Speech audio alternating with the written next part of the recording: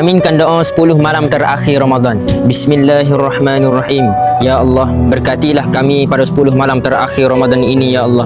Ya Allah, Engkau ampunilah segala dosa-dosa kami ya Allah. Dosa kedua ibu bapa kami, dosa anak isteri kami, sahabat-sahabat kami, guru-guru kami serta orang yang tengok video ni ya Allah. Ya Allah, Engkau terimalah amal ibadah kami yang kami lakukan di sepanjang bulan Ramadan ya Allah.